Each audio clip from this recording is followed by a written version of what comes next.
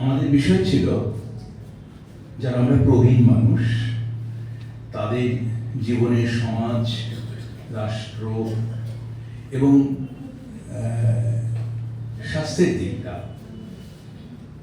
সেটা ক্রমশ তার সংকট বাড়তে থাকে। প্রকৃতির নিয়মে বয়স বাড়তে থাকে, বায়োলজিক্যাল অ্যানিম্যাল আমরা, আমাদের শরীরের পরিবর্তন হতে থাকে প্রকৃতির একটি অমোঘ নিয়মে, এবং আমরা আস্তে আস্তে আমাদের জীবনে সামনেটা ক্রমশ ছোট হতে থাকে, পেছনটা ক্রমশ বড় হতে থাকে। এইভাবে একসময় আমি একসময় বলতাম, বন্ধুদের সামনে প্রতিজ্ঞা করতাম, আমি সারা জীবনের জন্য এই জিনিসটা ছেড়ে দিলাম, প্রতিজ্ঞা করতাম। এখন আমি যদি প্রতিজ্ঞা করি সারা জীবন বা চিরকালের জন্য ছেড়ে দিলাম, আর বলতে পারি না। বলতে গেলেই মনে পড়ে যায় আমার সামনের দিনগুলো আর কতটুকু। তখন আমি বলি বাকি জীবনের জন্য প্রতিজ্ঞা করি, সারা জীবনের জন্য আর প্রতিজ্ঞা করি না। কিন্তু বাকি যে জীবনটা সেইটা কম কিসে, সংখ্যায়, বছরের সংখ্যায়, কিন্তু বাকি যে দিনটা, অর্থাৎ প্রবীণ যখন আমরা হচ্ছি, পেছনটা যখন আমাদের বড়, তখন আমাদের অভিজ্ঞতা অনেক বেশি পরিপূর্ণ, আমাদের মন অনেক বেশি অভিজ্ঞতা, অর্থাৎ অনেক বেশি মানসিকভাবে অনেক বেশি আমরা রিচ হয়ে উঠছি। অভিজ্ঞতার ভিত্তিতে আমাদের আবেগের দিক থেকে, সাংস্কৃতিক চেতনার দিক থেকে, গভীরতার দিক থেকে, আবেগের গভীরতার দিক থেকে যে পরিণতি তৈরি হচ্ছে, সেই দিক থেকে আমরা অনেক বেশি রিচ। সেই জন্য আমরা যদি মনে করি বুড়ো হয়ে গেছি, ভীষণ ভুলভাবে ভাবা হবে। অর্থাৎ আমার যদি বয়স 65-66 হয়, তাহলে আমার সঙ্গে রয়েছে 65-66 বছরের জীবনে ঘাত প্রতিঘাতে লড়াই করে আসা অভিজ্ঞতা। এইটি একটি বড় মূল্যবান জিনিস, যেটি অল্প বয়সী মানুষের, প্রবীণদের যেটা নেই। সেই দিক থেকে আমরা অনেক বেশি ধনী। তো সেইটাকে আমরা ভুলে যাই, অনেক বেশি ভুলে যাই, এবং ভুলে যাই বলে আমরা নিজেদেরকে তখন মনে করি বুড়ো হয়ে গেছি, বৃদ্ধ হয়ে গেছি। কিন্তু ঠিকভাবে আমরা যদি ভাবতে পারি, আমরা কোনোদিন বুড়ো হই না, কোনোদিন বৃদ্ধ হই না, কোনোদিন বার্ধক্য আসে না। মৃত্যু আসে কিন্তু বার্ধক্য আসে না। আমরা বুড়ো হই না, আমরা প্রবীণ হই। এই প্রবীণ কতদিন পর্যন্ত? মৃত্যুর আগে পর্যন্ত প্রবীণ আমরা। শরীর, মন যখন জড় পদার্থের মতো হয়ে যায়, তখনই বুড়ো হই। আমার শরীরের পরিবর্তন সময়ের সাথে সাথে যতই আমাকে সীমাবদ্ধ করে তুলুক, আমার মন জেগে আছে, সে কিন্তু এত বছরের অভিজ্ঞতা নিয়ে জেগে আছে। সে বড় মূল্যবান জিনিস, সে কোনোদিন বৃদ্ধ হতে পারে না, সে প্রবীণ হয়ে ওঠে ক্রমশ। প্রবীণের সেই অভিজ্ঞতা সমাজের জন্য, দেশের জন্য, জাতির জন্য ভীষণভাবে মূল্যবান। তো একটা কথা রবীন্দ্রনাথই বলে গেছে কোথাও, কোনো একটা জায়গায়, আমার মনে আছে, কথাটা এত ভালো লেগেছিল, কিন্তু কোথায় বলেছিলেন মনে নেই। সেটা হচ্ছে আমাদের ইট বালি সিমেন্টের যে বাসা, সেটা ছাড়াও আরেকটি ভাষা আমরা বাস করি, সেটা হচ্ছে কালের বুকে বাসা। অর্থাৎ এই ভাষাটা তিনটে ঘর, একটা অতীত, একটা বর্তমান, একটা ভবিষ্যৎ। অতীতে আমি যে অতীতের দিনগুলো কাটিয়ে এসেছি, সেই বাসাটা আমার স্মৃতির ভেতরে রয়ে গেছে। বর্তমানে আমার চলছে, বর্তমানের বাসায় আছি। ভবিষ্যতে আমার যে চিন্তা, ভাবনা, কল্পনা, স্বপ্ন, সেগুলো ভবিষ্যতের বাসায় আছে, সেই বাসার দিকে যাচ্ছি। তিনটি বাসা নিয়ে আমাদের জীবন সম্পূর্ণ। এবারে এই যে কালের বুকে যে আমাদের একটা বাসা, আমাদের যদি বাসা না থাকে, আমরা যদি পথের মানুষ হয়ে যাই, আমরা সম্পর্কগুলো ভেঙে যাবে, আমরা বিচ্ছিন্ন হয়ে পড়ব। কালের বুকে যে বাসা, এই বাসাকে যদি আমরা অস্বীকার করি, আমরা বিচ্ছিন্ন হয়ে পড়ব, যান্ত্রিক হয়ে পড়ব। অর্থাৎ আমার মা বাবা, দাদু দিদা ছিল, তাদের কথা ভেবে যদি আমি আবেগপ্রবণ না হয়ে উঠি, তার মানে আমার অতীতের বাসাটি গেছে, সেটি আর নেই। এবং তা যদি হয়, আমার ভেতরের গভীর অনুভূতি, উপলব্ধি, ভালোবাসা এগুলো অনেক বেশি শুকিয়ে যাবে। অনেক সহজে আমি অন্যের প্রতি অবিচার করতে পারবো, অত্যাচার করতে পারবো, প্রতিহিংসা পরায়ণ হতে পারবো। কিন্তু আমি যদি আমার অতীতের বাসা থেকে মাকে, বাবাকে মনে করতে পারি, তখন মায়ের বয়সী মানুষদের ভেতরেও আরেকটি মাকে দেখতে পাবো, বাবার মতন বয়সী মানুষের ভেতরে বাবাকে দেখতে পাবো। এইরকম অনেক মা বাবার মতো যারা, তাদেরকে নিয়ে অতীতে যে বাসা, সেইটি অর্থাৎ সমাজের মধ্যে বয়স্ক মানুষ নিয়ে যে সমাজ, সেইটাকে ভালোবাসতে পারবো, বিচ্ছিন্ন হতে পারবো না, তাদের উপর দায়িত্ব জ্ঞানহীন হয়ে উঠতে পারবো না। এইখানে আমাদের প্রবীণ মানুষের একটা বিরাট ভূমিকা রয়েছে, যে সমাজকে আবেগ দিয়ে, আবেগের জায়গা থেকে সমাজকে ধরে রাখার একটা বড় ভূমিকা আছে। সেই ভূমিকাটা খালি চোখে অনেকেই আমরা কম দেখতে পারি না, কিন্তু এটি একটি বিরাট ভূমিকা। অনেকজনকেই বলতে শুনি আমার কাছে, অনেক বয়স হয়ে গেছে, আর আমার কি জন্য বাঁচি বলুন তো ডাক্তারবাবু, এই তো আমার এখন 80 বছর বয়স, আর কি হবে বেঁচে। ছেলে মেয়ে কিন্তু তাকে ভালোবাসে না তা নয়, যথেষ্ট ভালোবাসে। বাবার জন্য চিকিৎসা, উদ্বেগ সব আছে। আমি কি করতে পারি সংসারের জন্য? কিছুই করতে পারি না। আপনি যে কাজটা করে যাচ্ছেন সংসারের জন্য, সেটি একটি সাংঘাতিক কাজ, যেটি খালি চোখে দেখা যায় না। হ্যাঁ, একটা চেতনার একটা চশমা থাকতে হবে, তবে দেখতে পাবে। আপনার নিঃশব্দ উপস্থিতি বাড়ির সবাইকে ভালো রেখেছে, এটা আপনি দেখতে পাচ্ছেন না।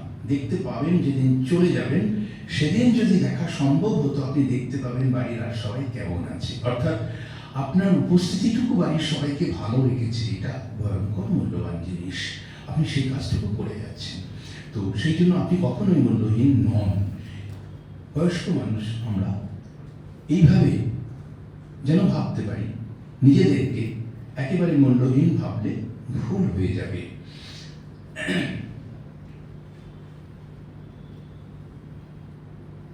এবারে ওই আমি যেটা বলবো আর কি, যে বয়স্ক মানুষ পরিবারে, সমাজে তাদের উপস্থিতি, তাদের অভিজ্ঞতা, তাদের স্বভাব আচরণ অনেক সময় আমাদের কম বয়সীদের কাছে অনুকরণীয় হয়ে ওঠে। অমুক মানুষের মতো আমি হব, মাস্টারমশাইকে দেখি ছাত্র ভাবে, আমি একসময় ওই রকম মাস্টারমশাই হব। এই যে অনুকরণগুলো বয়স্ক মানুষের থেকে আসছে, এই অনুকরণের জায়গাতে একটা জাতি, একটা সংস্কৃতির মেরুদণ্ড তৈরি হচ্ছে, নৈতিক মেরুদণ্ড তৈরি হচ্ছে।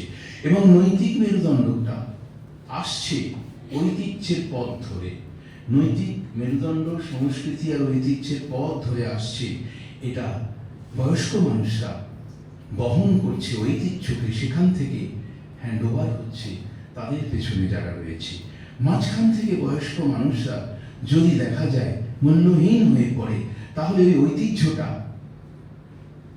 নিচের দিকে বাহিত আর হবে না। হঠাৎ দিকহীন হয়ে একটা জাতি, একটা সংস্কৃতি ভেঙে লণ্ডভণ্ড এলোমেলো হয়ে যাবে। তো সেই হিসেবে, যেমন যদি বলি বাঙালি জাতির সংস্কৃতি, বাঙালি ভাষার উপর দাঁড়িয়ে আছে আমাদের সংস্কৃতি। এরকম যদি হয় যে আমরা বাংলায় ভাষায় পড়াশোনাটা ক্রমাগত দ্রুত বন্ধ হয়ে যাচ্ছে, তো বাংলা ভাষায় পড়া বন্ধ হয়ে গেলে বাংলা ভাষা থাকবে বুক চাপড়ে কেউ বলতে পারে না, সে ক্ষমতা তার নেই। বাংলা ভাষায় পড়া বন্ধ হলে বাংলা ভাষা থাকবে না, হয়তো অনেক বছর পরে বাংলা ভাষা লুপ্ত হবে, তখন বাঙালি জাতীয় বলে কেউ থাকবে না।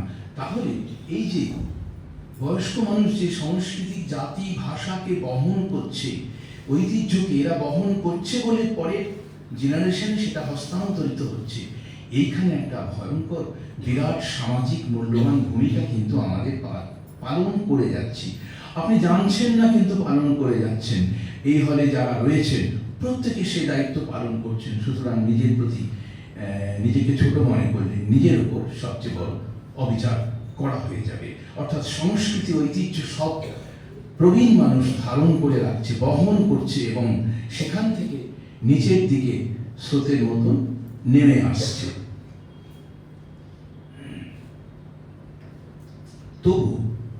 তবু যেটা সত্য সেটা হচ্ছে প্রকৃতি অমোঘ নিয়মে আমাদের শরীরের বায়োলজিতে পরিবর্তন ঘটে চলেছে সময়ের সাথে সাথে, এবং শরীরের কোষে কোষে পরিবর্তন হয়ে আমাদের ক্ষমতা কমে আসছে। মূলত শারীরিক ক্ষমতা কমে আসছে, মনের ক্ষমতা আদৌ কমে আসছে কিনা এ নিয়ে বিতর্ক আছে। কারণ মনের ক্ষমতা পরিবর্তন হচ্ছে, কোনো বিশেষ একটি দিকের ক্ষমতা হয়তো কমে যাচ্ছে, কিন্তু অন্য একটি ক্ষমতা হয়তো বেড়ে যাচ্ছে। পৃথিবীতে বিখ্যাত শিল্পী, সাহিত্যিক, বিজ্ঞানী, তাদের সবচেয়ে শিখরের যে কাজগুলো বেশিরভাগ 60-70-এর পরে করেছেন বেশিরভাগ। তাহলে তাদের ক্ষমতা ওই বয়সে কম, তাহলে বয়স বাড়তে বাড়তে মনের ক্ষমতা কমে যায় না। কিছু কিছু ক্ষেত্রে কমে, কিন্তু মনের ক্ষমতা কমে যায় না, শরীরের ক্ষমতা কমে যায়। সেটা অত গুরুত্বপূর্ণ নয়। আমরা যেহেতু মানুষ, প্রাণীদের ক্ষেত্রে শরীর ক্ষমতা কমে যাওয়াটা বিরাট ব্যাপার, কিন্তু মানুষের ক্ষেত্রে শরীরের ক্ষমতা কমে যাওয়াটা বড় ব্যাপার নয়। নতুন নতুন ক্ষমতার দিকে সে সরে যাচ্ছে, নতুন নতুন মানসিক ক্ষমতার দিকে, চেতনার ক্ষমতার দিকে, এস্থেটিক ক্ষমতার দিকে সে সরে যাচ্ছে ক্রমশ, এবং ক্রমশ তার একটা ভেতরে এভলিউশন হয়ে চলেছে নতুন বয়সে। এইটা যত ভালো চলতে থাকবে তত তার মধ্যে হতাশা আসবে না, তার নিজেকে মনে হবে না আমি ফুরিয়ে গেছি বা আমি বুড়ো হয়ে গেছি। সেই জন্য আমরা যাতে তাড়াতাড়ি বুড়ো না হই, তার জন্য কি দরকার? আমাদের মধ্যে কাজের মধ্যে একটা সৃষ্টিশীলতা বেঁচে থাকা দরকার।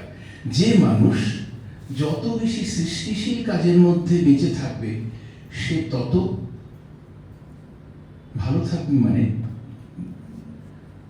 বার্ধক্যে পৌঁছবে না। সে প্রবীণ হবে কিন্তু বার্ধক্যে পৌঁছবে না, যার মধ্যে সৃষ্টিশীলতা। এবারে সৃষ্টিশীল মানে কি আবিষ্কার না, প্রত্যেকটা সাধারণ মানুষের কাজের মধ্যে নানা সৃষ্টিশীলতা কিন্তু থাকে। যেমন ধরুন, কেউ একজন গান শিখছে, সে আজকে যা করছে আরো 1 বছর পরে আরো অন্যরকম জায়গায় সে পৌঁছে যাচ্ছে গানটা নিয়ে। এটাও একটা সৃষ্টিশীলতা, অর্থাৎ সে কাজটাই সৃষ্টিশীল। যে কাজটা সামনের দিকে একটা অভিমুখ আছে, সেই অভিমুখে এগিয়ে যাওয়ার একটা সুযোগ আছে, সেই কাজটাই সৃষ্টিশীল। কিন্তু যে কাজগুলো শুধু বৃত্তাকার, একইভাবে ঘুরে যাচ্ছে, যার অভিমুখ নেই, এগিয়ে যাওয়ার কোনো অভিমুখ নেই, সেগুলো সৃষ্টিশীল নয়। যে আমি যদি প্রতিদিন রান্না করে যাই, রান্না করি, ঘর পরিষ্কার করি, খাই, আবার ঘুমাই, আবার রান্না করি, আবার খাই, আবার ঘুমাই, এটা একটি বৃত্তাকার কাজ, এখানে সৃষ্টিশীলতা নেই। কিন্তু রান্না নিয়ে যদি কেউ গবেষণা করে, আরো ভালো ভালো রান্না, এটা সেটা করবো, দরকার হলে আমি একটা ফুড সেন্টার করবো, সুন্দর সুন্দর রান্না, তাহলে সে কিন্তু সৃষ্টিশীল। তার মানে নিজের কাজের মধ্যে যখন আমার একটা ক্রমাগত সামনের দিকে এগিয়ে যাওয়ার একটা চেষ্টা থাকছে, সেইটা সৃষ্টিশীল। এই সৃষ্টিশীল কাজ যখন যাদের যত ভালো থাকবে সে তত ভালো থাকবে, এবং তাদের মধ্যে বেশি বয়সের সমস্যাগুলো বেশি বেশি করে আসবে না। এবারে যেটা অমুক, আমাদের শরীরের মধ্যে পরিবর্তনের ফলে শরীরের ক্ষমতা কমছে, মস্তিষ্কের ক্ষমতাও কিছু কিছু কমছে। বলছে যে একটা বয়সের পর থেকে আমাদের মস্তিষ্কের কোষগুলো একটু একটু করে সংখ্যায় কমতে থাকে। জন্ম মুহূর্তে আমরা যত সংখ্যক মস্তিষ্ক নার্ভসেল নিয়ে জন্মাই, মানে শুধু মস্তিষ্ক নয়, শরীরের সমস্ত স্নায়ুকোষ, যতগুলো স্নায়ুকোষ নিয়ে জন্মায় সেই সংখ্যা একটিও বাড়তে পারে না, কারণ স্নায়ুকোষের কোনো সেল ডিভিশন হয় না, ক্রমাগত সে কমতে থাকে। এই কমাটা শুরু হয় 25 থেকে 30 বছরের পর থেকে। এই কমলেও কিছু এসে যায় না আমাদের, কারণ আমি যে আজকে উঠি বাবা আমার তো তাহলে কমতে শুরু করে দিয়েছে, তাতে কিছু এসে যায় না। কেন? দেখা যাচ্ছে মস্তিষ্কে 4 ভাগের 1 ভাগ কোষ মাত্র অ্যাক্টিভলি কাজ করে, বাকি 3 ভাগ রিজার্ভে থাকে। মানে ওখানে ফুটবল খেলে যখন 11 জন, তো এখানে যদি 11 জন খেলে, ওখানে রিজার্ভে বসে আছে 1100 জন, তো সব সেল অংশ নেয় না। এবারে যত সেল অংশ নেয়, যার কাজ যত সৃষ্টিশীল, যত ক্রিয়েটিভ, তার ক্ষেত্রে আরো বেশি বেশি কোষ কাজে অংশ নিতে থাকে। তার মানে এটা সর্বোচ্চ হয়ে যায় কালের ক্ষেত্রে। শিল্পী, সাহিত্যিক, বিজ্ঞানী যারা মানে খুব উচ্চ স্তরের কাজের মধ্যে রয়েছে, তাদের সব থেকে ব্রেন সেল আরো বেশি বেশি ইনভলভ হয়ে যায়। আমাদের ক্ষেত্রে এত কোষের ইনভলভমেন্ট হওয়ার দরকার হয় না। তাহলে মস্তিষ্কের কোষ ক্রমশ সংখ্যায় কমছে, এ দিয়ে আমাদের কিছু এসে যায় না। তবু এসে যায় একটা বয়সে গিয়ে দেখা গেছে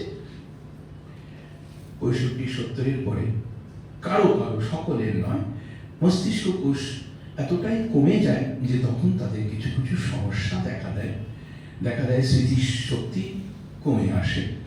তো এখানেও আছে যারা যত বেশি সৃষ্টিশীল কাজে ব্যস্ত থাকে তাদের এটা কম হয়, এটাও একটা আশ্বাসের জায়গা। বেশি বয়সে যদি দেখা যায় যে স্বাস্থ্য, মনে কি কি সমস্যাগুলো দেখা দেয়, তাহলে আমি বলবো অনেক কিছু থাকলে মূলত 3টে। একটা হচ্ছে ডিমেনশিয়া, স্মৃতিভ্রংশ যাকে বলা হচ্ছে ডিমেনশিয়া, অবসাদ, ডিপ্রেশন। 3 নম্বর হচ্ছে পার্কিনসন্স ডিজিজ, এইটা বেশি বয়সে। আরেকটি আছে পোস্ট স্ট্রোক সিকুয়েলি, অর্থাৎ স্ট্রোক হয়ে যাওয়ার পর কিছু কিছু মস্তিষ্কের ক্ষতি হওয়ার ফলে যে যে সমস্যাগুলো হয় সেইটি। তো এখানে ডিমেনশিয়ার ক্ষেত্রে মূলত 2 ধরনের ডিমেনশিয়াকে আমরা পাই মূলত। একটা হচ্ছে অ্যালজাইমার্স টাইপ, আর একটা হচ্ছে নন অ্যালজাইমার্স টাইপ। অ্যালজাইমার মানে কোনো একটা অজ্ঞাত কারণে, হয়তো আরো 50 বছর পরে অজ্ঞাত থাকবে না, কারণ বেরিয়ে যাবে, এখনো হাইপোথিসিস গবেষণা চলছে, কোনো অজ্ঞাত কারণে এমনি কোষগুলো মরে যেতে থাকে, দ্রুত মরে যেতে থাকে, তাতে স্বাভাবিক স্থিতি ধরে রাখতে পারে না। নন অ্যালজাইমার মানে হচ্ছে মস্তিষ্কে বয়সে হয়ে গেলে যাদের ইস্কিমিয়া থাকে, প্রেশার, সুগার, কোলেস্টেরল, এইসব যাদের নিয়মিত এই অসুখে ভোগেন, তাদের ক্ষেত্রে ব্রেনে রক্ত চলাচলে ইস্কিমিয়া হয়, অর্থাৎ নালীগুলোর মধ্যে খুব ভালো রক্ত ফ্লোতে একটু বাধা তৈরি হতে থাকে, কম রক্ত চলাচল করতে থাকে। কম রক্ত চলাচল করার জন্য মস্তিষ্কের কোষগুলো পুষ্টি ক্রমশ কম পেতে পেতে মস্তিষ্কের কোষগুলো দ্রুত মরে যেতে থাকে। এমনি যে বললাম, এমনি স্বাভাবিক কোষ নষ্ট হয়ে যাওয়ার একটা গতি তো আছে, তাতে কিন্তু ডিমেনশিয়া হয় না, তাতে 90-100 বছরেও ডিমেনশিয়া হয় না। কিন্তু এইগুলোতে অ্যালজাইমার অথবা এই যে রক্ত চলাচল কমে গেছে, একে বলা হয় ভাস্কুলার ডিমেনশিয়া। এর ফলে কিন্তু স্বাভাবিক কাজ ব্যাহত হয় একটা বয়সের পরে গিয়ে। তো ভাস্কুলার ডিমেনশিয়া, অ্যালজাইমার ডিমেনশিয়া দুটো টাইপ মূলত। ডিমেনশিয়ায় মূলত কি হয় সমস্যা? মূল সমস্যা স্মৃতিশক্তি কমে যায়।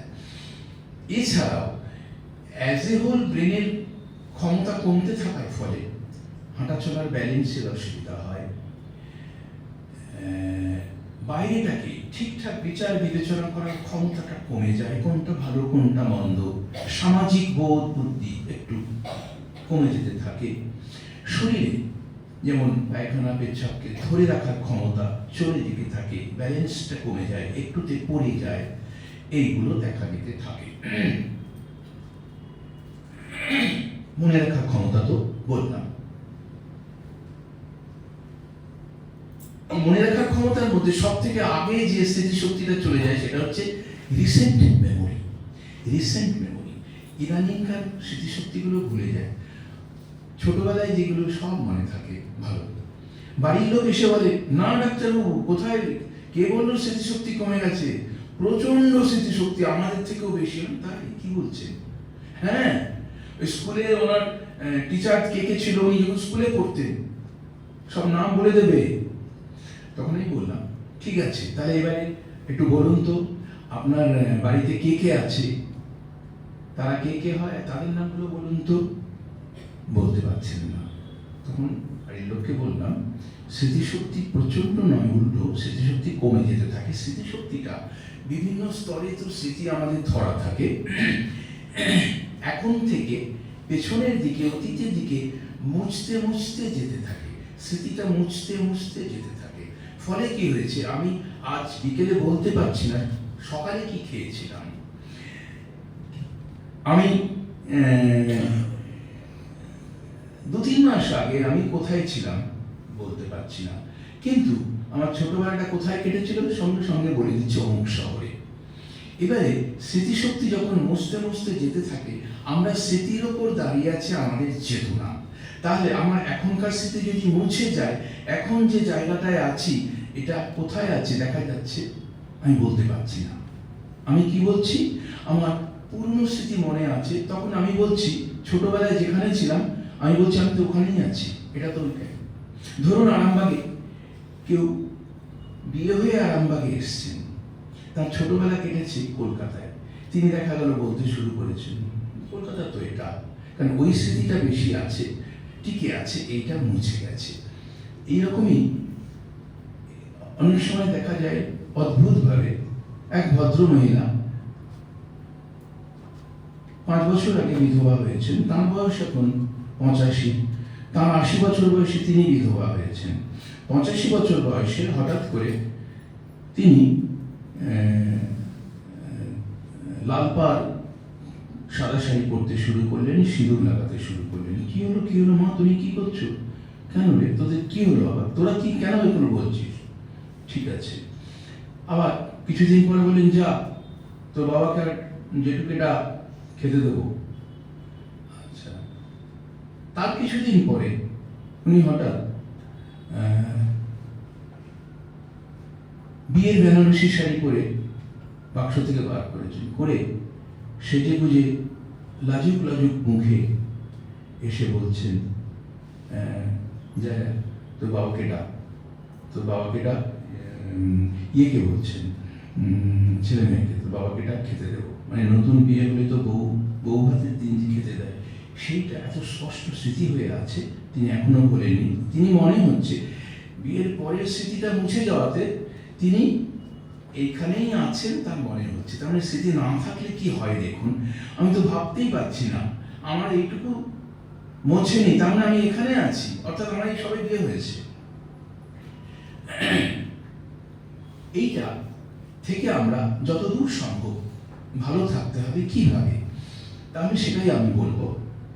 সেটা হচ্ছে অ্যালজাইমার্স ডিমেনশিয়ার ক্ষেত্রে মেডিকেল প্রোটেকশন নেওয়ার কিছু নেই, কিছু মেডিসিন আছে, তারা সেগুলো নষ্ট হয়ে যাচ্ছে, সেটাকে কিছুটা বাধা দেয়, সেই ওষুধগুলো প্রয়োগ করা হচ্ছে মেডিকেল সাপোর্ট।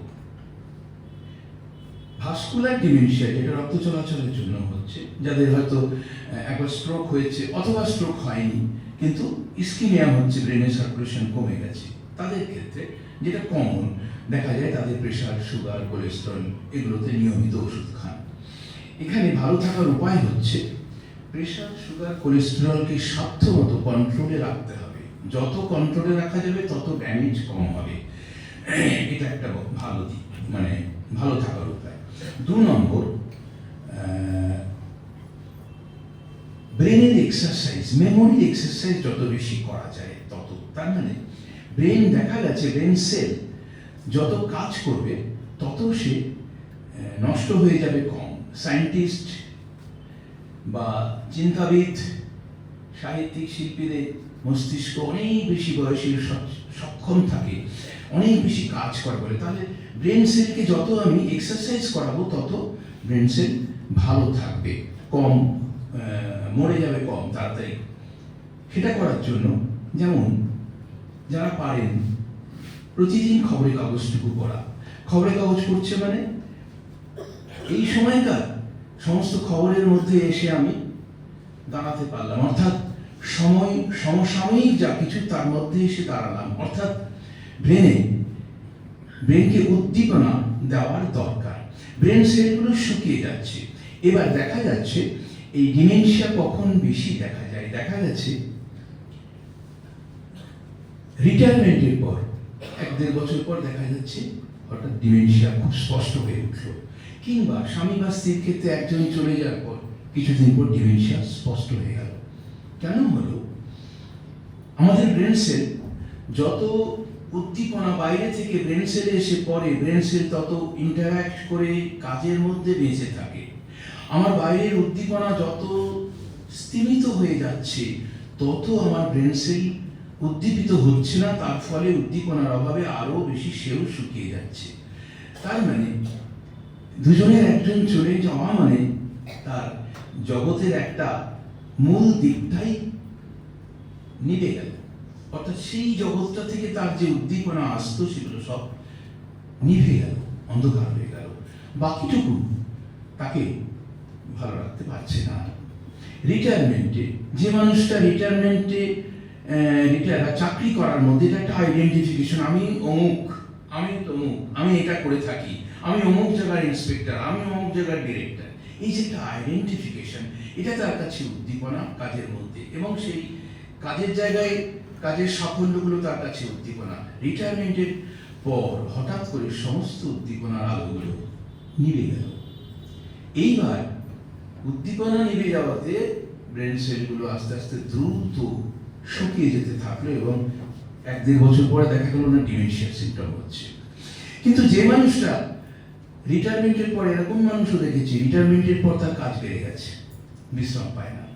মানে যেমন আমি বলতে পারি যে সুশান্তবাবু যদি রিটায়ার করেন, রিটায়ারমেন্টের পর তার কাজ 10 গুণ বেড়ে যাবে। এইরকম রিটায়ারমেন্টের পর কারো কারো কাজ এত বেড়ে যায় তাদের কখনোই সমস্যা হয় না, কিন্তু যাদের কাজ আর না থাকে খুব দ্রুত ডিমেনশিয়ার মধ্যে চলে আসে। সেই জন্য মস্তিষ্কের উদ্দীপনাকে জাগিয়ে রাখতে হবে বিভিন্ন মাধ্যমের মধ্যে দিয়ে। তার মানে যে কাজগুলোর মধ্যে কিছুটাও অন্তত ক্রিয়েটিভিটি থাকবে, সৃষ্টিশীলতা থাকবে, মাথা ভাববে এটা আরো কিভাবে এগোনো যায়, এই ধরনের কাজের মধ্যে যারা থাকবে তারা ভালো থাকবে, উদ্দীপনা মস্তিষ্কে আসতে থাকবে। এটাকে চালু রাখতে হবে। আশিসবাবু যে সঙ্গীতের কথা বললেন, এটাও একটা সঙ্গীত আমাদেরকে ভালো রাখতে পারে, কিংবা কিভাবে রাখতে পারে। যেমন আমার মনে পড়ে আমার ছোটবেলায় আমার মা বাবা 2010 সালে চলে গেছে, একই বছরে দুজনে চলে গেছে। তো কিছু কিছু গান আছে, পুরনো বাংলা আধুনিক গান, বিশেষ করে লতা মঙ্গেশকরের গান, যেমন আকাশ প্রদীপ জ্বলে, তারপরে ভুলে গেলাম, তার মধ্যে আকাশ প্রদীপ জ্বলে একটা প্রধান গান। এই গানটি মা রান্না করতে করতে, মশলা বাড়তে বাড়তে সবসময় এই গানটা গাইতো। মায়ের গানের গলাটা ভালো ছিল, মানে শেখা হয়নি, শেখা সম্ভব ছিল না, শিখলে একজন ভালো শিল্পী হতে পারত। তো মায়ের ওই গান শুনতে শুনতে যে প্রেক্ষাপটটা তৈরি হয়েছিল আমার শৈশব কৈশোরে, যে কোনো জায়গায় ওই গানটা শুনলে মুহূর্তে আমার সেই প্রেক্ষাপটটা ভেসে চলে আসে, মাকে মনে পড়ে যায়। মাকে মনে করার পর তারপর দেখা গেল আমি ভাবতে ভাবতে মার কথা ভাবতে ভাবতে, মা এই করতো, মা ওই বলতো, মা এই করতো, করতে করতে কখন গান থেকে সরে এসেছি, কিন্তু মাকে নিয়ে যাচ্ছি, এগিয়ে যাচ্ছি। অর্থাৎ আমার স্মৃতির যে জগৎটা, ওই জগৎটাকে গানটা উস্কে দিল, মেমোরিকে উস্কে দিল, এবং মেমোরিকে উস্কে দেওয়ার ক্ষমতা সঙ্গীতের ভয়ঙ্কর ভয়ঙ্কর। উনি বলছিলেন সেটা, কিন্তু কেন? মেডিকেল কারণটা কি? সঙ্গীত যখন সুরটা একটা যখন বাজছে, সুরের মধ্যে বিভিন্ন স্কেলের সুর আছে, সা রে গা মা। সা রে গায়ের এক একটা আলাদা কম্পনাঙ্ক, সায়ের সাথে পায়ের একটা মিল আছে, পায়ের সাথে সায়ের মিল আছে। কিরকম? সায়ের কম্পনাঙ্ক যা, পায়ের কম্পনাঙ্ক তার 1.5 গুণ। সা যদি 200 হয়, পা হচ্ছে 300, ওপরের সা 200 দ্বিগুণ মানে 400। এই সা এই পা সা যদি বাজে, তাহলে 200 কম্পনাঙ্কের যে তরঙ্গ, তার সাথে 300 কম্পনাঙ্ক প্রতি 600-তে মিলে যাচ্ছে। তার মানে 200-র 3টে ঢেউ আর 300-র 2টো ঢেউ গিয়ে এক জায়গায় মিশছে, আবার ওই 3টে, আবার এই 2টো, এই যে এক জায়গায় মিশছে, তখন একটা হারমোনি তৈরি হচ্ছে, এটাকে হারমোনি বলছি। এই হারমোনিটা দুটো একসাথে মিলে যাওয়ার ফলে একটা অনির্বচনীয় অনুভূতি আমাদের মস্তিষ্কে তৈরি করছে, সুর সেটা করছে এবং এটা হারমোনি তৈরি করছে। তো ভারতীয় সুর মূলত মেলোডি ভিত্তিক, কিন্তু পাশ্চাত্যের সুর হারমোনি ভিত্তিক, একাধিক স্বরের হারমোনি ভিত্তিক। এই হারমোনিটা যখন মস্তিষ্কে হয়, একটা অদ্ভুত অনির্বচনীয় অনুভূতি হয় প্রত্যেকে। কিন্তু কোন কোন বিষয়ের অনুভূতি হবে সেটা আবার পূর্ব অভিজ্ঞতা অনুযায়ী এক একজন এক এক দিকে চলে যায়, সেই স্মৃতিকে ধরে ধরে। তার ফলে কি হচ্ছে, এই হারমোনির ফলে কি হচ্ছে, মস্তিষ্কে অত গভীরে চলে যাচ্ছে এবং ওই সুরের সাথে সাথে যে অভিজ্ঞতাগুলো, পূর্ব অভিজ্ঞতাগুলো উঠে উঠে আসছে, যেগুলো এমনি মনে করা সম্ভব ছিল না, সুরের সাথে বেরিয়ে চলে আসছে, নাহলে মনে করতে পারতাম না। এই মিউজিক আমরা বলি মস্তিষ্কে কিছুটা সম্মোহিত অবস্থা তৈরি করছে। সম্মোহিত অবস্থায় আমাদের খুব গভীরে পৌঁছানোর ক্ষমতা বেড়ে যায়, একটা মগ্নতা বেড়ে যায়। কেন? তার কারণ হচ্ছে অন্যান্য ভাবনার বিক্ষেপগুলো বেশি আসে না। কিভাবে আসে না? তার জন্য বলি, আমাদের ব্রেনে একটা সিস্টেম আছে, রেটিকুলার অ্যাক্টিভেটিং সিস্টেম বা RAS। এটা হচ্ছে আমার মস্তিষ্কের গেটে দাঁড়িয়ে আছে একটা দারোয়ান, সে ঠিক করছে মস্তিষ্কের ভেতরে কাকে ঢুকতে দেবে, কাকে ঢুকতে দেব না। আমি যেটা চাইছি, আমার ইচ্ছে যেটা, আমি যেটা চাইছি, আমার দারোয়ান সেই কথা পালন করছে। এবারে আমি একটা গান যখন ভাল লাগছে, তখন দারোয়ান কি করছে, আমার যেহেতু ভাল লাগছে মানে অর্ডার পাঠাও দিকে, আমার ভেতরে ভালো লাগছে, এই অনুভূতিটা ওর কাছে অর্ডার হয়ে আসছে, একে পাঠাও। গানের সুরটা যখন যত ঢুকছে, এটা একটা সম্মোহিত অবস্থা করছে, তত আরো বেশি বেশি কোষকে ইনভলভ করে একটা সম্মোহিত অবস্থা করছে। এবারে ওইখান দিয়ে 10 জন ঢুকতে পারবে না, একজন ঢুকতে পারবে। একজন ঢুকলে বাকিদের জন্য রাস্তা বন্ধ। সেই জন্য গান যখন, মিউজিক যখন ঢুকছে, এত ভালো লাগছে, অন্যগুলো বন্ধ হয়ে যাচ্ছে। সেই জন্য ক্যান্সারে যে পেইন আর ওইখান দিয়ে ঢুকতে পারছে না, মিউজিকটা আমাকে এত সম্মোহিত করে দিচ্ছে, ওই জন্য আমার পেইন সেনসেশন কমে যাচ্ছে। শুধু ক্যান্সারের পেইন নয়, যারা গান ভালোবাসি, যারা গান শুনতে ভালো লাগে, করি বা ভালোবাসি, তাদের ক্ষেত্রে এই ফ্যাকাল্টিটা, মিউজিক্যাল ফ্যাকাল্টিটা ভালো আছে। অর্থাৎ যখন গান শুনবেন, তখন অন্যান্য অবাঞ্ছিত জিনিসগুলো মস্তিষ্কে ঢুকতে পারবে না। তার মানে একটা বয়সে এসে, জীবনের শেষ দিকে যদি এরকম হয় যে আমার মন সবসময় ওইটাই ভেবে চলে, এই তো আর কটা দিন, এটাও একটা পেইন। ক্যান্সারে যেমন একটা পেইন, এটাও একটা পেইন, বিষণ্ণ অনুভূতি। মস্তিষ্ক, আমি যখন গান শুনছি, যখন ভালো লাগছে, এই বিষণ্ণ অনুভূতি মনের মধ্যে আসতে পারছে না, ঢুকতে পারছে না। ঢুকতে না পারার ফলে মিউজিক তখন ব্রেন সেলগুলোকে উদ্দীপিত করতে করতে চলেছে, তার পেছনে পেছনে বিভিন্ন স্মৃতিগুলোকে জাগিয়ে তুলতে চলেছে। এর ফলে যেটা ঘটে, মস্তিষ্কের মধ্যে একটা পজিটিভ নিউরো সার্কিট উদ্দীপিত হয়ে চলেছে। বারবার হতে হতে নেগেটিভ যে চিন্তাগুলো, যে নিউরো সার্কিট, ওগুলো আস্তে আস্তে তলিয়ে যাচ্ছে, পজিটিভ নিউরো সার্কিটগুলো জেগে উঠতে থাকছে। মিউজিক আমাদেরকে এইভাবে সাহায্য করতে পারে। এটা অনেকটা এরকম যে আমি কিভাবে ভাববো, চিন্তা করব, আমার সৃষ্টিশীল কাজ আমাকে যখন উদ্দীপিত করছে, কিভাবে ক্রমশ পজিটিভ নিউরো সার্কিটগুলো জেগে উঠছে এবং প্রতিদিন একইভাবে জাগতে জাগতে এটাই একটা স্থায়ী অবস্থা হয়ে উঠছে। কিভাবে? বাস্তব একটা উদাহরণ দিলে খুব সহজ হয়ে যাবে আপনাদের কাছে। একটি মাঠের মধ্যে দিয়ে রোজ মানুষ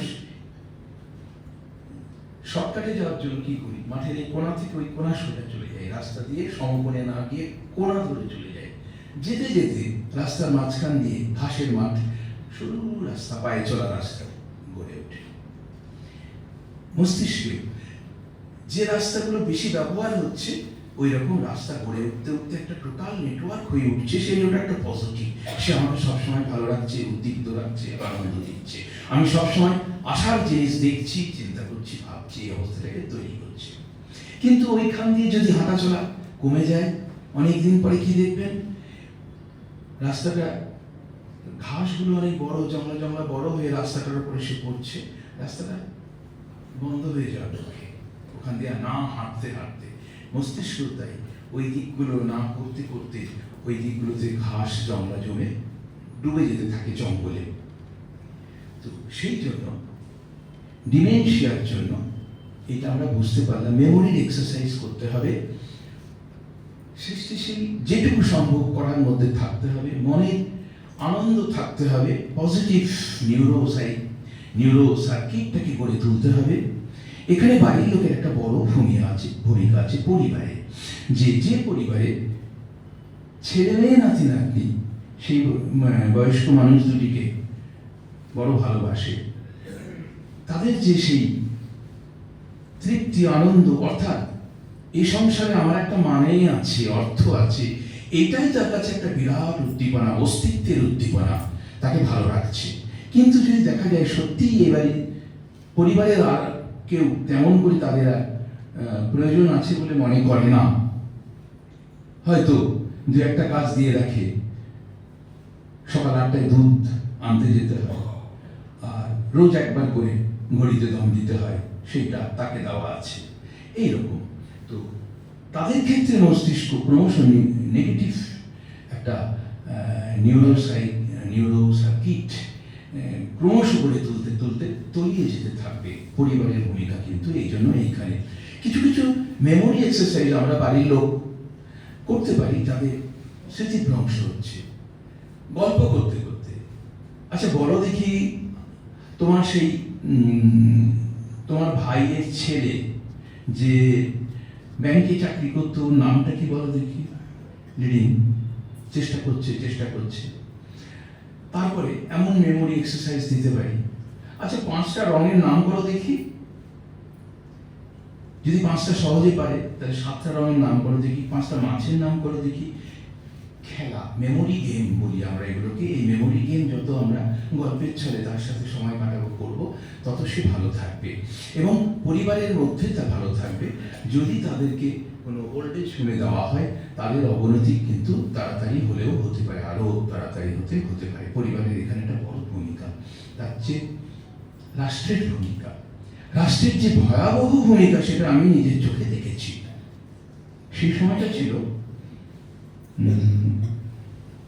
আমি রাজনৈতিক কোণ থেকে বলছি না, ঘটনাটা হয়েছিল ওই সময় কেন্দ্রে তখন বিজেপি সরকার এসছে। সেই সময় বিপুলভাবে ব্যাংকের সুদ কমিয়ে দেওয়া হয়েছে। আমার সামনে এক বয়স্ক মানুষ, তিনি বলতে বলতে ফোটা ফোটা জল করতে লাগলো চোখ দিয়ে। কি না তো, এতদিন আমার হিসেব করা ছিল, ছেলে নেই, মেয়ে জামাইয়ের কাছে থাকি, তবে আমি মেয়ে জামাইয়ের ওপর নির্ভরশীল হতে চাই না, আমার সম্মানে লাগে। আমার যে ব্যাংকে জমিয়ে রেখেছি, হিসেব নিকেশ করে এত ইন্টারেস্ট বছরে এত, আমার দুজনের তাহলে কত বছর চলতে পারবে, একদম টাই হিসেব করা। তার মানে একটু বেশি খরচ করতে গেলে ভাবতে হয়। সেইখানে যখন হঠাৎ এক লাফে সমস্ত সুদ কমিয়ে দেওয়া হয়েছিল, তখন কিন্তু বেশ কিছু মানুষ যারা এই হিসেবের উপর জীবনটাকে দাঁড় করিয়ে রেখেছিল, অর্থাৎ একটা সুতোর উপর দিয়ে হেঁটে হেঁটে জীবন পার হচ্ছিল, কিন্তু সেই সময় এই ঘটনার পরে বেশ কিছু মানুষ খুব অল্প সময়ের মধ্যে দ্রুত আত্মহত্যা করে, সুইসাইড করে। এমনি একজন আমার কাছে এসেছিলেন, বলতে বলতে কেঁদে ফেলেছেন, ডাক্তারবাবু আমার মাসে ওখান থেকে আমি 15,000 টাকা পেতাম, সেই দিয়ে দুজনের কোনো রকমে চলে যায়। যে সময় কথা বলছি সেই তখনকার 15,000 হয়তো এখন 25,000 হবে, পুরো 10,000 হয়ে গেছে, 10 কি 11,000 হয়ে গেছে। আমি ঘুমোতে পারছি না। আমি ওনাকে কি সান্ত্বনা দেব, ঘুমের ওষুধটুকু দেব, আর কিছু সান্ত্বনা দিতে পারলাম না, ফ্যাল ফ্যাল করে তাকিয়ে থাকলাম। কদিন পরে খবর পেলাম উনি সুইসাইড করেছেন। তো রাষ্ট্রের ভূমিকা ভয়ঙ্কর। আজকে আমি এই প্রজন্মের ছেলেমেয়েদের কথা বলছি না, কিন্তু এই ছেলেমেয়েদের প্রজন্মের যে অর্থনৈতিক ভয়াবহ অবস্থা, ভয়াবহ বেকারত্ব, পশ্চিমবঙ্গে চাকরি বলে কিছু এখন আর নেই, চাকরি বলে আর কিছু নেই, যেটুকু আছে প্রাইভেট। যারা জয়েন করলে কালকে বলতে পারে পরশু থেকে আর আসতে হবে না। এই যে ভয়াবহ অবস্থা, এই ভয়াবহ অবস্থায় বয়স্ক মানুষরা দেখছি ছেলেটা বিয়ে করতে পারছে না, মেয়েটা বারবার আসছে বাড়ি থেকে, ওর হাজব্যান্ডের চাকরিটা চলে গেছে, ছেলে বিয়েকে বলছে টিউশনি করে, 26,000 চাকরি চলে গেছে।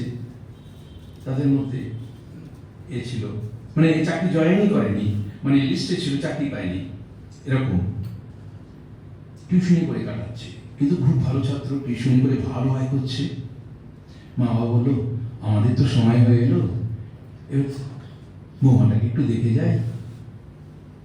ছেলে কিছুতেই রাজি নয়, টিউশনি করছি, আচ্ছা যায়।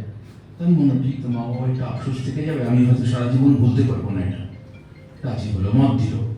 এবারে দেখতে আসে, হ্যাঁ যেই আসে সে বলে ছেলে তো খুব ভালো, শিক্ষিত ছেলে, যথেষ্ট ভালো ছেলে, আপনাদের কথাবার্তা, ছেলের কথাবার্তা খুব ভালো, ছেলেও খুব শিক্ষিত, কিন্তু টিউশন কিছু তো করে না। না টিউশনই করে না, টিউশনি করে মোটামুটি একটা আয় করছে, টিউশনই করে না।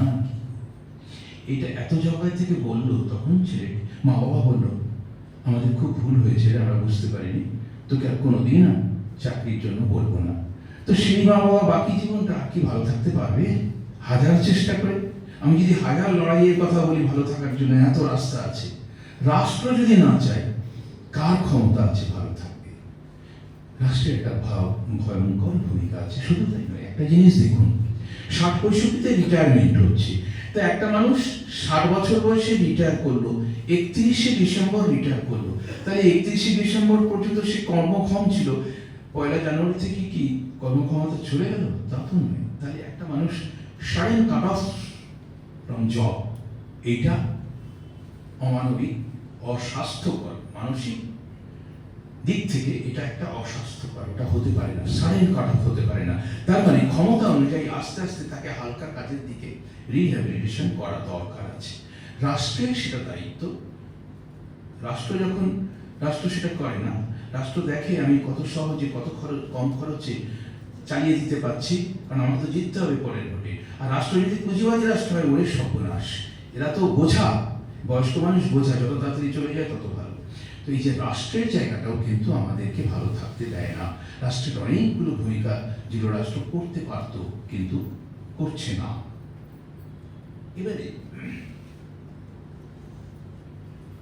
এবারে আমি বলবো অবসাদ। পৃথিবীতে খুব দ্রুত গতিতে অবসাদের ঘটনা বেড়ে চলেছে। একটা দুটো পরিসংখ্যান দিলেই বোঝা যাবে।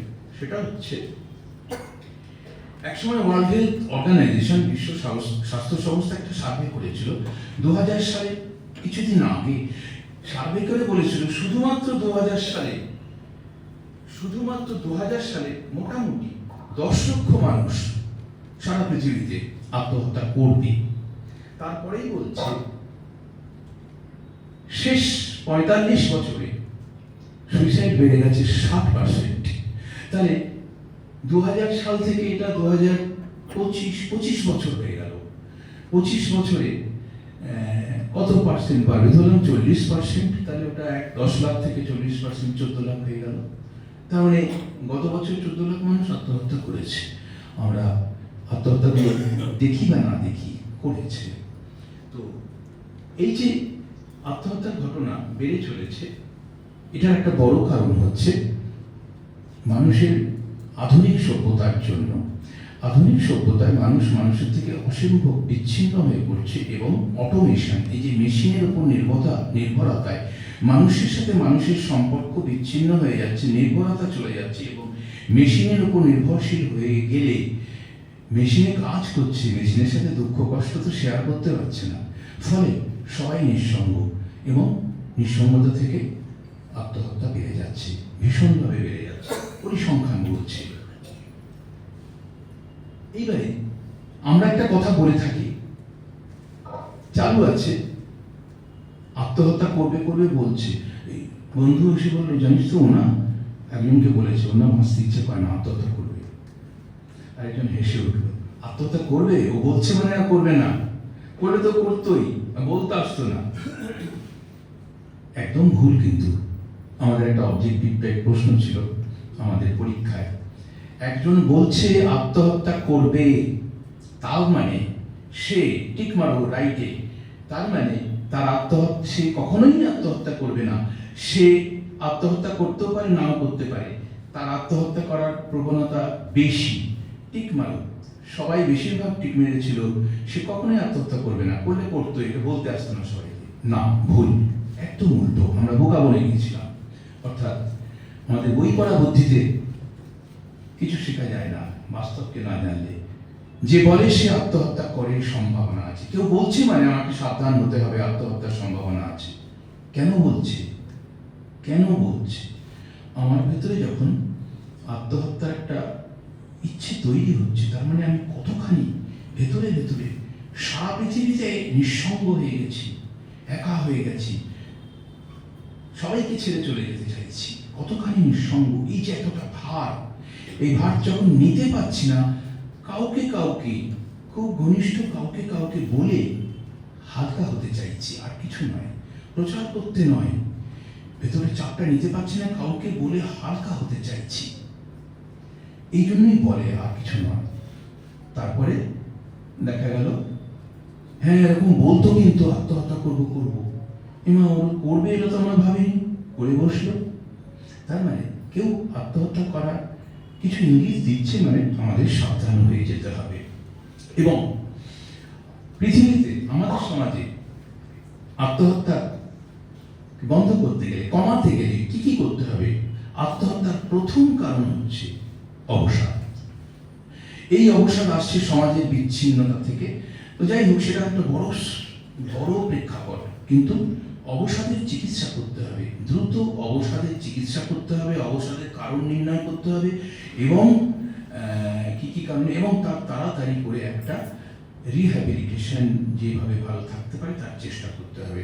এবার দেখা গেছে যারা আত্মহত্যা করে, তারা আগের 1 মাসে তাদের 60% জেনারেল ফিজিশিয়ানের সাথে দেখাতে চায়।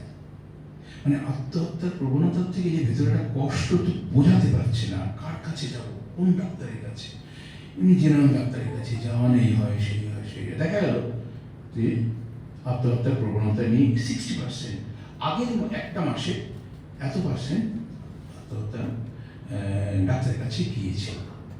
শুধু তাই নয়, বলছে অবসাদ কতখানি আছে আমাদের মধ্যে, পৃথিবীতে, আমাদের দেশে, আমাদের সমাজে, আমাদের শহরে কতজনের অবসাদ আছে। বলছে একজন জেনারেল ফিজিশিয়ান য পেশেন্ট দেখে, তার 4 ভাগের 1 ভাগ হচ্ছে অবসাদ, 4 ভাগের 1 ভাগ হচ্ছে অবসাদ। আচ্ছা, হতে পারে সেই 4 ভাগের 1 ভাগই সে আত্মহত্যা করতে ইচ্ছে করছে, তা কখনো বলছে না, কিন্তু অবসাদ। সেই জন্য আমাদের সাবধান হতে হবে, শুধু না, জেনারেল ফিজিশিয়ানদেরকেও সাবধান হতে হবে।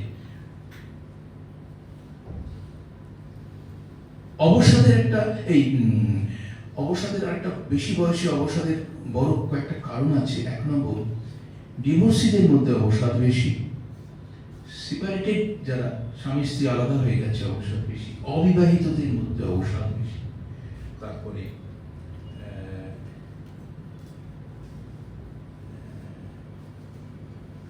আনএমপ্লয়েড, বেকারদের মধ্যে অবসাদ বেশি। এই জন্য তার মানে কি হচ্ছে, তার নিজের যে ভেতরের আবেগ অনুভূতি শেয়ার করার জায়গা নেই, এই কারণেই এটা বেশি হচ্ছে। তার মানে এই জায়গাটা আমাদের খেয়াল রাখতে হবে, যে একটি মানুষ, পরিবারের কেউ তার না থাকলেও সমাজে যেন সে নিঃসঙ্গ হয়ে না যায়, সেই দায়গুলো আমাদের নিতে হবে, সামাজিক দায়। এছাড়া আরো কয়েকটি জিনিস অবসাদ তথা আত্মহত্যায় সাহায্য করে, সেটা হচ্ছে অ্যালকোহলিজম।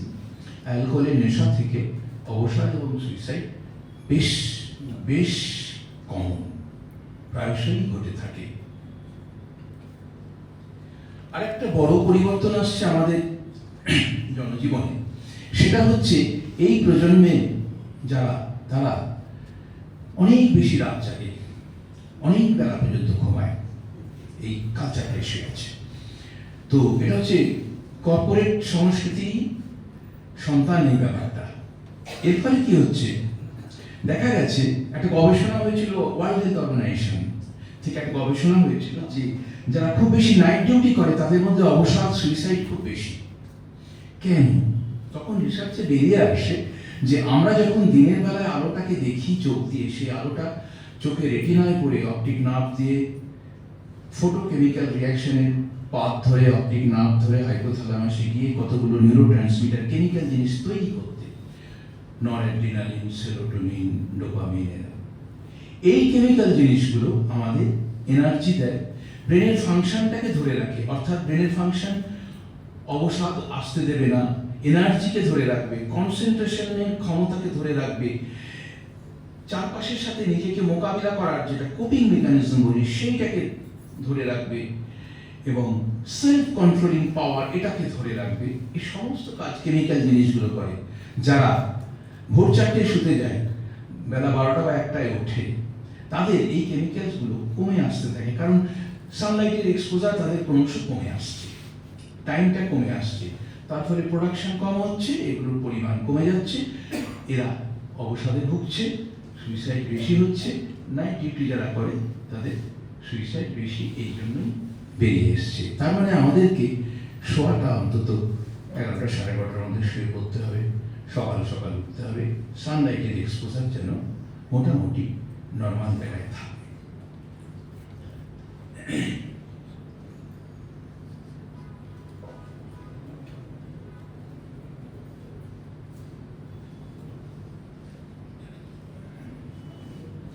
আচ্ছা, আমি তাহলে